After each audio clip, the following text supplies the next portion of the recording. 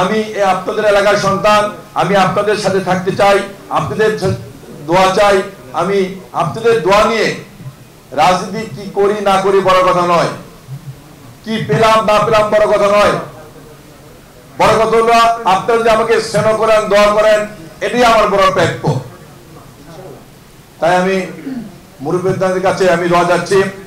আর বাংলাদেশের তিনবারের প্রধানমন্ত্রী দেশনেত্রী বেগম খালেদা জিয়ার জন্য দোয়া যাচ্ছে। বাংলাদেশের মুক্তিযুদ্ধের ঘোষক শহীদ রাষ্ট্রপতি জিয়াউর রহমানের জন্য দোয়া যাচ্ছে। বিএনপির ভারপ্রাপ্ত চেয়ারম্যান তারেক রহমানের জন্য দোয়া যাচ্ছি। আমি দোয়া যাচ্ছি বাংলাদেশের 95% মুসলিম এই মুসলমান ভাইদের জন্য দোয়া যাচ্ছে। আমি ফিলিস্তিনি নির্যাতিত ভাইদের জন্য দোয়া যাচ্ছি। আমি বিশ্বের বিভিন্ন দেশের নির্যাতিত মুসলিম ভাইদের জন্য দোয়া যাচ্ছি।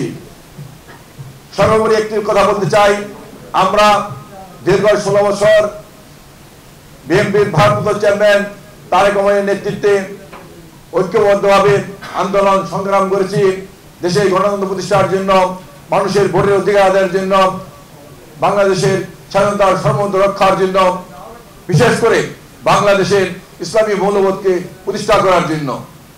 আমরা অনেক রক্তের বিনিময়ে আজকে আমরা তা সফল হয়েছি। আগামী ফেব্রুয়ারি মাসে নির্বাচন হবে।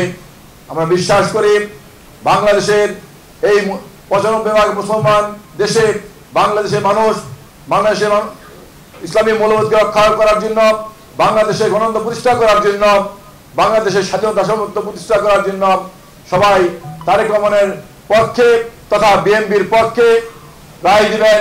আগামীতে যে নির্বাচন হবে ওই নির্বাচনে যদি বাংলাদেশের মানুষ বিএনপির পক্ষে ভোট দেয় তাহলে বিএনপি জনগণের সেবা করার জন্য দায়িত্ব পাবেন, জনগণের পক্ষে কাজ করার জন্য দায়িত্ব পাবেন। তাই বলতে চাই, আমরা আজকে এই এলাকায় বিভিন্ন জায়গায় বিশেষ করে নাখালপাড়াও অনেক সমস্যা আছে। আমি এর আগে কিছু বক্তব্যে বলেছিলাম, পাগলারপুরে কিছু সমস্যা আছে, শিয়া মাজারের ডালে কিছু সমস্যা আছে, যুব কল্যাণের পিছনে কিছু সমস্যা আছে। এই সমস্যাগুলো সমাধান করার জন্য আমি পুলিশ প্রশাসনের কাছে আমি আহ্বান করেছিলাম, এখন হয়নি। অনেক কথা হয়তো এখন যেহেতু বিএনপি ক্ষমতায় নেই, একটি তত্ত্বাবধায়ক সরকার ক্ষমতায়, তারা কিন্তু একটি গোষ্ঠী দ্বারা তারা পরিচিত হচ্ছে, তারা কিন্তু বিএনপির কথা শুনছে না।